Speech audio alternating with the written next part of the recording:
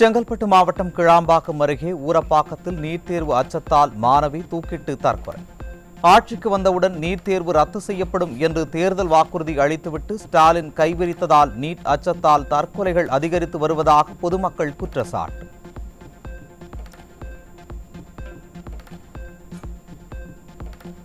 NEET தேர்வு அச்சத்தால் சென்னையில் தர்ஷினி என்ற மாணவி தன் இன்னுயிரை மாய்த்துக் கொண்டதாக வரும் செய்தி அதிர்ச்சி அளிக்கிறது. ஆட்சிக்கு வந்தால் நீட் என்ற தேர்வே தமிழ்நாட்டில் இருக்காது என்று பச்சை பொய் சொல்லி ஏமாற்றிய திமுகவிற்கு நீட் மரணங்கள் தொடரும் நிலையில் மனசாட்சி உறுத்தவில்லையா என எதிர்க்கட்சித் தலைவர் காட்டம்.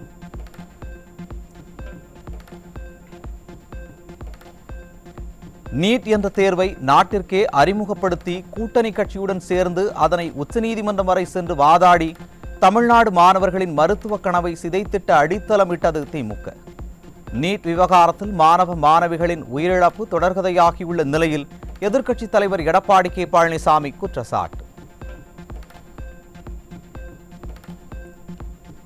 நீட் தேர்வால் உயிரிழந்த 19 மாணவ செல்வங்களின் உயிர்களுக்கும் திராவிட மாடல் முதல்வர் ஸ்டாலின் சொல்லப்போகும் பதில் என்ன? உதயநிதியின் நீட் ஒழிப்பு ரகசியம் வெளிவர இன்னும் எத்தனை உயிர்கள் போக வேண்டும் என எதிர்க்கட்சித் தலைவர் எடப்பாடி கே பழனிசாமி காட்டமாக கேள்வி. தேர்தல் ஆதாயத்திற்காக சொன்ன பெரும் பொய்யால் உங்கள் கைகளில் சேர்ந்து கொண்டே இருக்கும் இரத்த கரைகளை எப்படி துடைக்கப் போகிறீர்கள்?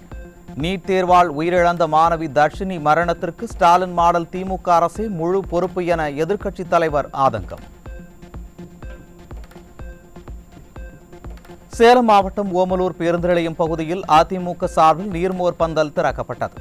அதிமுக பொதுச் செயலாளர் எடப்பாடி கே பழனிசாமி நீர்மோர் பந்தலை திறந்து வைத்து உரையாற்றினார்.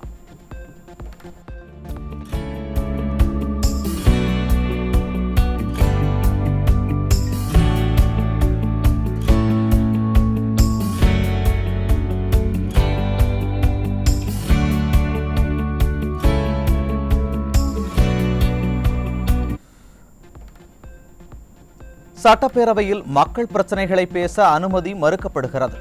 தமிழகத்தில் திமுக ஆட்சிக்கு வந்ததில் இருந்து சட்டம் ஒழுங்கு சந்தி சிரித்துக் கொண்டிருக்கிறது என எதிர்க்கட்சித் தலைவர் காட்டம். திராவிட முன்னேற்ற கழக ஆட்சி எப்பொழுது தமிழகத்திலே அமைக்கப்பட்டதோ அன்று முதல் இன்று வரை சட்ட ஒழுங்கு சந்தி சிரிக்கின்ற சூழ்நிலை நாம் பார்க்கின்றோம். தொடர்கதையாக இருக்கின்றது. கொலை, கொள்ளை, திருட்டு, வழிப்பறிவு, பாலியல் வன்கொடுமை தொடர்கதையாக இருக்கின்றது. இந்த அரசு மத்தன போக்காக இருக்கின்ற காரணத்தினாலே, ஒரு திறமையற்ற முதலமைச்சர் இன்றைக்கு நாட்டை ஆண்டு கொண்டிருக்கின்ற காரணத்திலே இப்படிப்பட்ட நிகழ்வு தொடர்ந்து நடந்து கொண்டிருக்கின்றது. இதையெல்லாம் அரசுடைய கவனத்தில் கொண்டு வந்து இதை தடுத்து நிறுத்துகின்ற ஒரு நிலையை இந்த அரசு எடுக்கும் என்ற நம்பிக்கையோடு நாங்கள் எங்களுடைய கருத்தை சட்டமன்றத்தில் தெரிவிக்க முற்பட்டோம். அதை தெரிவிக்க அனுமதி கொடுக்காத காரணத்தினால் அனுமதி கொடுக்கவில்லை, எங்களை வேண்டுமென்றே திட்டமிட்டு வெளியேற்றிருக்கின்றார். புரட்சித் தலைவர், புரட்சித் தலைவி அம்மா ஆகியோர் எதிர்க்கட்சியினரும் புதிதாக கட்சி தொடங்குபவர்கள் எப்படி நடந்து கொள்ள வேண்டும் என்பதற்கு எடுத்துக்காட்டாய் விளங்கியவர்கள். சேலம் மாவட்டம் ஓமலூரில் செய்தியாளர்களை சந்தித்த அதிமுக பொதுச் செயலாளர் எடப்பாடி கே பழனிசாமி பெருமிதம். இன்றைக்கு எதிர்க்கட்சியில் இருக்கின்றவர்கள் கூட சரி, புதிய கட்சி தொடங்குகின்றவர்கள் சரி, எப்படி நடக்க வேண்டும் என்பதற்கு எடுத்துக்காட்டாக விளங்கிய தலைவர்கள் பொன்மனச்செம்மல் புரட்சித் தலைவர் எம்ஜிஆர், இதையும் புரட்சித் தலைவி அம்மா. அதனால அவர் கோடிட்டு காட்டுறாங்க. சேலம் மாவட்டம் சத்துவாச்சாரி அருகே 17 வயது சிறுமியை திருமணம் செய்து கர்ப்பமாக்கிய காமுகன் போக்சோவில் சிக்கினார். நிர்வாக திறனற்ற ஸ்டாலின் ஆட்சியில் குழந்தை திருமணங்கள் அதிகரித்து தமிழகம் பின்னோக்கி செல்வதாக மக்கள் வேதனை.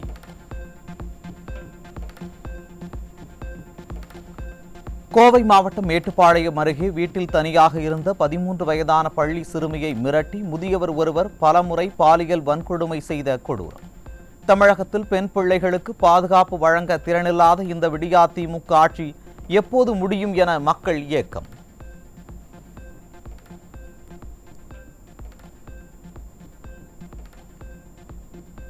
தூத்துக்குடி மாவட்டம் எட்டயபுரம் அருகே காதலிக்க மறுத்ததால் தீ வைத்து எரிக்கப்பட்ட 17 வயது சிறுமி சிகிச்சை பலனின்றி பரிதாபமாக இறந்தார். சட்டம் ஒழுங்கு பிரச்சினை குறித்து சட்டசபையில் பேச மறுக்கும் முதல்வர் துருப்பிடித்த இரும்பு கரத்தை இனியேனும் பயன்படுத்தி பெண்களை பாதுகாப்பாரா என பொதுமக்கள் கேள்வி.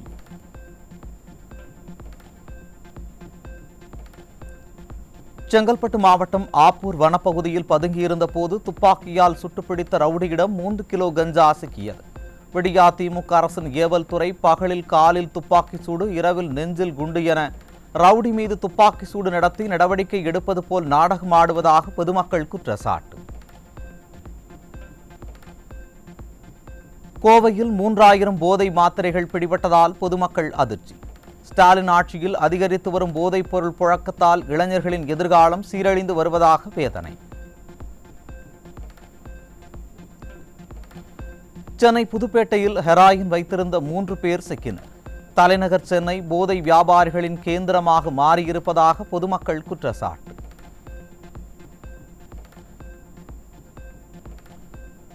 சென்னை வியாசர்பாடி பகுதியில் கைதான 6 பேரிடமிருந்து 560 போதை மாத்திரைகள் சிக்கியது. திமுக ஆட்சியில் போதை மாத்திரைகளால் இளைஞர்களின் எதிர்காலம் சீரழிந்து வருவதாக பொதுமக்கள் குற்றச்சாட்டு. கடலூர் அடுத்த எம்புதூர் பகுதியில் பதுக்கி வைக்கப்பட்டிருந்த 23 கிலோ கஞ்சா பிடிபட்டது. பட்டி தொட்டி எங்கும் கஞ்சா விற்பனை அமோகமாக நடப்பதுதான் திராவிட மாடல் ஆட்சியின் விடியலா என மக்கள் கேள்வி. திருப்பூர் மாவட்டம் தாராபுரம் அருகே சொகுசு காரில் கஞ்சா கடத்திய 5 பேர் 8 கிலோ கஞ்சாவுடன் சிக்கினர். திமுக ஆட்சியில் நாள்தோறும் கஞ்சா கடத்தல் சம்பவங்கள் அரங்கேறும் அளவிற்கு சட்டம் ஒழுங்கு சீர்கெட்டுள்ளதாக பொதுமக்கள் வேதனை.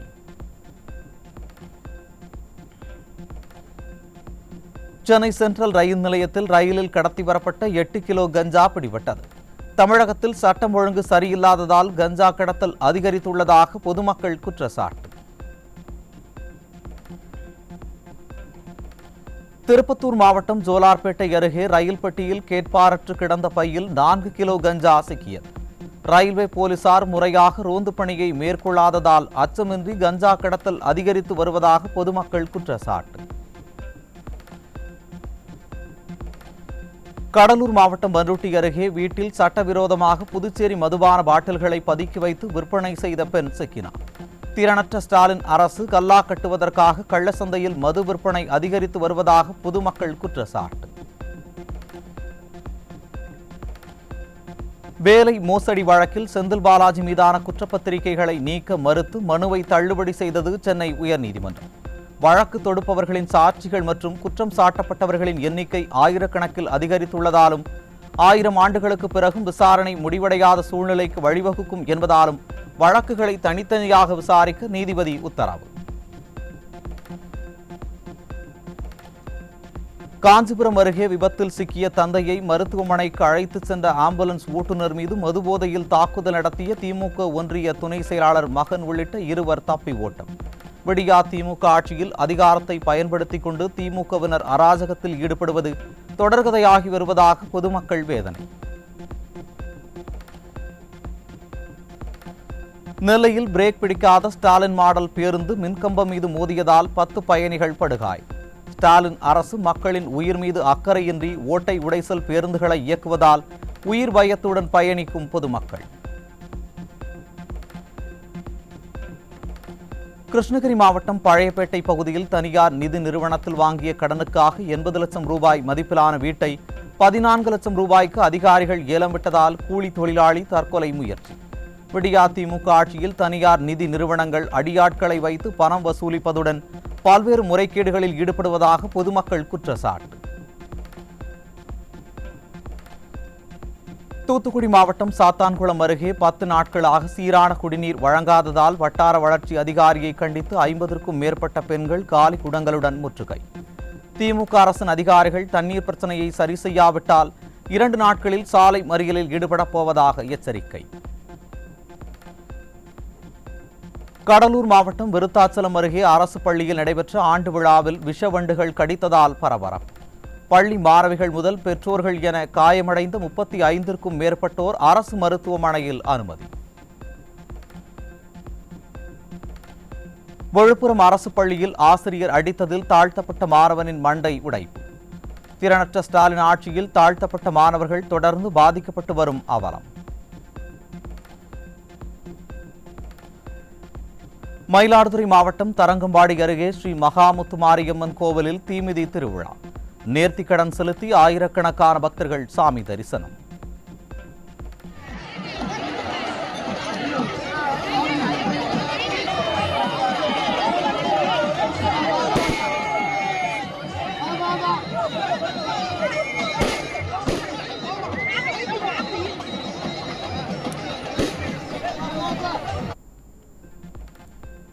உத்தரப்பிரதேச மாநிலம் நொய்டாவில் பெண்கள் விடுதியில் தீ விபத்து ஏற்பட்டதால் தங்கள் உயிரை காப்பாற்றிக் கொள்ள 2வது மாடியில் இருந்து குதித்த 2 சிறுமிகள்.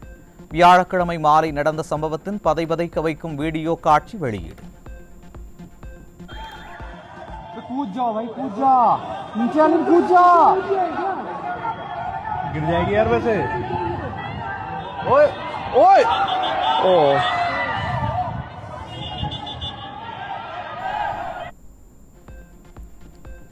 மியான்மர், தாய்லாந்தில் ஏற்பட்ட பயங்கர நிலநடுக்கங்களால் பல கட்டிடங்கள் இடிந்து விழுந்ததில் இடிபாடுகளில் சிக்கி 700க்கும் மேற்பட்டோர் உயிரிழந்த பரிதாபம். காயமடைந்த 1600க்கும் மேற்பட்டோர் மருத்துவமனைகளில் சிகிச்சைக்காக அனுமதி.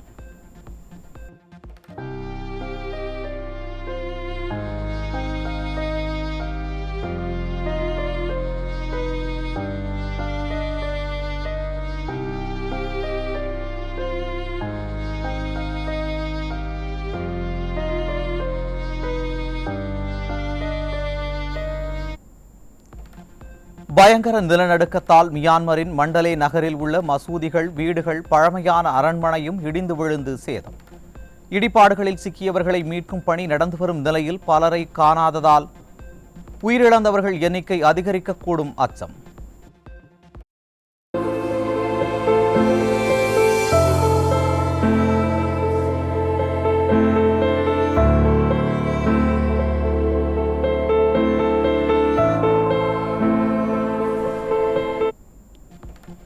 மே 1ஆம் தேதி முதல் ஏடிஎம்களில் பணம் எடுப்பதற்கான கட்டணம் 23 ரூபாயாக உயரும்.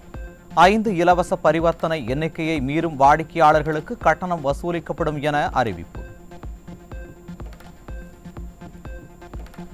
17 ஆண்டுகளுக்கு பின் சேப்பாக்கம் மைதானத்தில் சென்னை அணியை 50 ரன்கள் வித்தியாசத்தில் வீழ்த்தி பெங்களூரு அணி வரலாற்று வெற்றி. 2008ஆம் ஆண்டுக்கு பிறகு சென்னையை வீழ்த்தியதால் பெங்களூரு அணி ரசிகர்கள் உற்சாகம். இன்றைய ஐபிஎல் T20 போட்டியில் குஜராத் டைட்டன்ஸ், மும்பை இந்தியன்ஸ் அணிகள் மோதல். இன்று இரவு 7:30 மணிக்கு அகமதாபாத்தில் நடைபெறுகிறது. மாறன் இயக்கத்தில் ஜிவி பிரகாஷ் நடிக்கும் பிளாக்மெயில் திரைப்படத்தின் ஃபர்ஸ்ட் லுக் போஸ்டர் இன்று மாலை 6 மணிக்கு வெளியாகிறது. விரைவில் ட்ரெய்லர் மற்றும் ரிலீஸ் குறித்த அப்டேட்டுகள் அடுத்தடுத்து வெளியாகும் என்று படக்குழு அறிவிப்பு. மோகன்லால் நடிப்பில் வெளியான எம்புரான் திரைப்படம் ரிலீஸான முதல் நாளில் 22 கோடி ரூபாய் வசூல். மலையாளத்தில் 19 கோடியே 45 லட்சம் ரூபாயும், தெலுங்கில் 1 கோடியே 20 லட்சம் ரூபாயும், தமிழில் 80 லட்சம் ரூபாயும் வசூலித்துள்ளதாக படக்குழு அறிவிப்பு.